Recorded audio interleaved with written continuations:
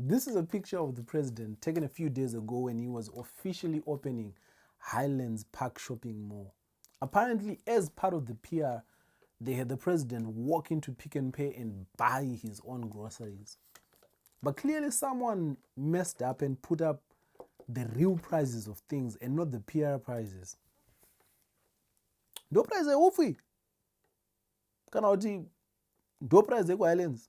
To be honest with you, I'm not sure what's happening in that picture, but I can tell you what's happening in this picture. This is the body language of someone who is no longer confident they have enough money in their card to cover the bill. What you're looking at here is a man saying a silent prayer because inflation is not to president. In fact, inflation knows that the president is also a civil servant. One wrong move and the next thing you hear is void. About 2 weeks ago, the government announced that civil servants would soon be on the receiving end of a whooping 100% pay rise. But wait, 100% of what exactly? A civil servant who earns 18,000 Zim dollars right now is going to earn 36,000 Zim dollars. Yay! That's still about $53. Actually, it's now $51. Who knows what it would be by the end of this episode? Nothing in particular is unique about the problems that Zimbabwe faces, be it housing or education or the rising cost of living. Most African countries, let alone first world countries, are dealing with similar issues. So what is it that makes Zimbabwe stand out? Does it even stand out? So many questions that need answering. But the most important question we need to try and answer today is this. The already struggling Zimbabwe economy has seen the price of basic commodities like bread, cooking oil and milk, among others, shooting by 50 to 100%. Zimbabwe uses the RTGS dollar, the US dollar, and the South African rand as currencies. The price of bread, usually about $1 went up to around $1.50 to $2 and to $3.48 RTGS dollar. Is Zimbabwe going back to 2008? Ladies and gentlemen, war vets and unfocused youth, welcome to another episode of Propaganda with Kandoro.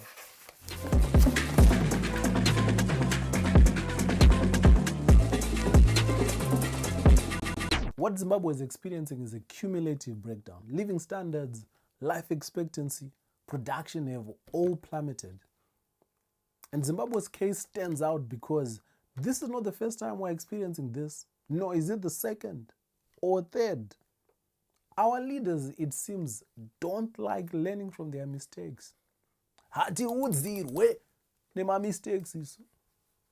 Even crazier is the fact that every single time the country has been faced with an economic crisis, it's always the government's desperate measures to retain control that have exacerbated the problems by fueling inflation. Let's take a trip down the timeline of chaos. By the early 90s, things had already started looking very tricky.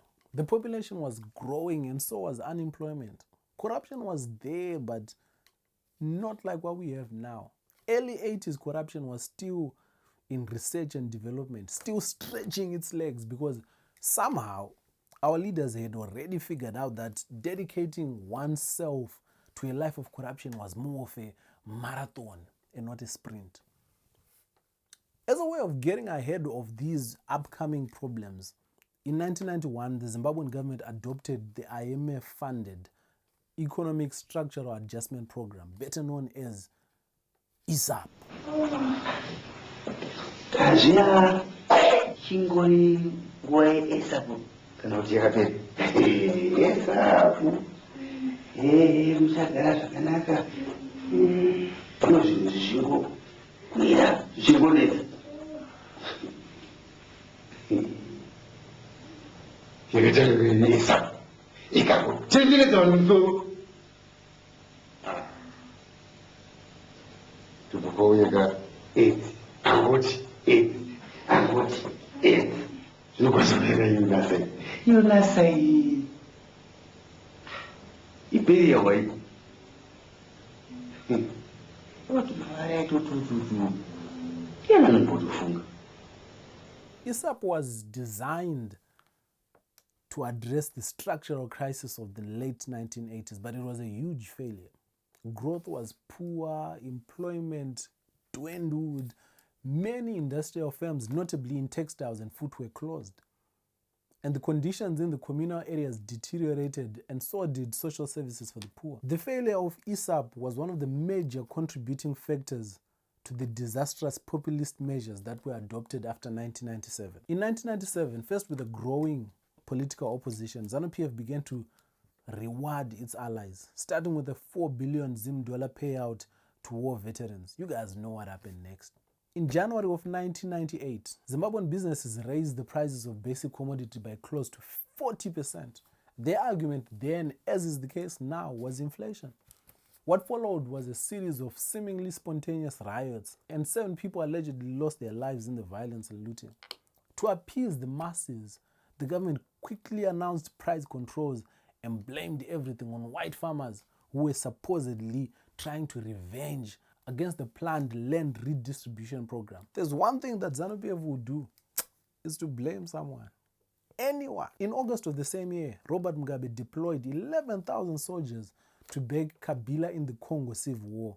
This benevolent gesture had cost about 250 million US dollars by August of 2000. This was about 6 billion Zim dollars in less than 18 months. In the year 2000, prices of basic commodities soared again. Fresh protests erupted.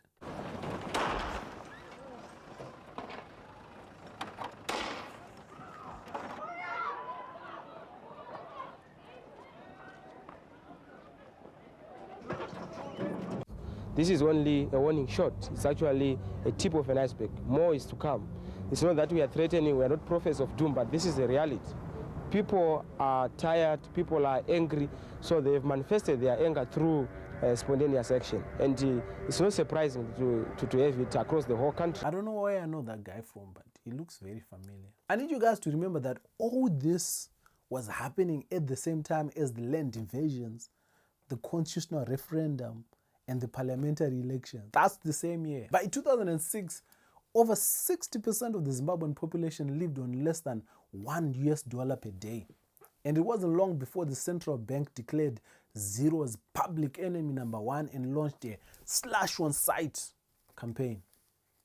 Life expectancy collapsed to 37 years, and the HIV/AIDS pandemic didn't make things any easier. But did the government care? It's alleged that the central bank siphoned funds from the Global Fund meant to fight HIV/AIDS, malaria, and TB to aid ZANU-PF's 2008 political campaign. In 2007, Gideon Gono announced the Basic Commodities Supply Side Intervention, better known as BAKOSI. Just another fancy name for price controls. The plan was the RBZ would help shops and retailers with the supply of basic commodities so they could afford to sell them at a cheap price to the public. But by November of 2008, Zimbabwe's inflation had reached 89.76 trillion %. You know things are bad when the finance world has to start making up new words and numbers just to describe your level of inflation. And that's all I will say about 2008. Let's fast forward to 2022.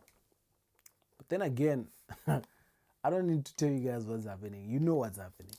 Just last week, doctors and health practitioners were on strike again. A 100% wage increase may sound like a lot, but inflation reached more than 130% in May. That means it'll do little to help people facing a rising cost of living. We're actually 2 strikes away from travel agents offering doctors strike as part of Harare's sights to see. That's how consistent doctors have been in trying to communicate their plight. But it's also probably why the government doesn't even bat an eyelid when they hear that doctors are on strike. muchiri nesimba rekuita toi toi saka muchiri makaguta kai chimboitai. School fees at a decent high school are now in the 100,000 RTGS range. And yet the highest paid teachers, usually the heads of these schools, earn about 40,000 or now 80,000. So what we are saying is there is a high probability that a headmaster or mistress might not be able to afford to send their own child to the school that they are currently head of. Yeah. But Kandoro, you're saying all these things. What about other countries? How much do things cost in the region? Well, I'm glad you asked. This is how much basic commodities cost in the region. These figures don't look bad in isolation.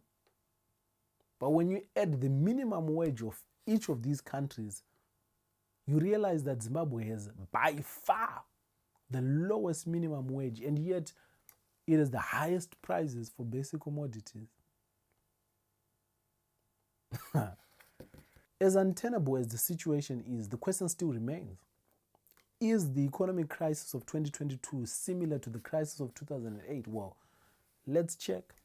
Government threatens businesses and industry over prices. Check. Basic commodities start getting sold outside supermarkets. Check. Government introduces money with funny names. Check, check, check. The cash black market keeps growing. Check. Bread starts to look like a luxury. Check. Food shortages, not quite there yet. Fuel shortages, expensive but still available. We haven't quite reached 2008 crisis levels yet, but we are well on our way. And what I know is, of all the things that ZANU-PF has been accused of, no one has ever accused them of being lazy. If there is one thing the boys from the Shake building will do, it's to break records. And that inflation record is one that is very close to their hearts. Just give them time. Just give them time. If the powers that be are serious about moving in the right direction again, there at least needs to be consistency both in government's policies and government behavior. We are tired of the government indicating left and turning right. 2% Mpanonisa spent the last 4 years preaching the gospel of de-dollarization. We all knew they were lying because their behavior told us so. But still they insisted that de-dollarization was the plan. Only for them to announce this week that Zimbabwe would legalize the use of US dollars for the next 5 years. If you were to speak to someone from ZANU-PF, they probably try to hit you with fancy sentences that mean nothing at all. Give us another chance. It's darkest before dawn. No. It's dark because of load shedding. It doesn't matter how many times you show up on TV and say, the economy doesn't watch ZBC.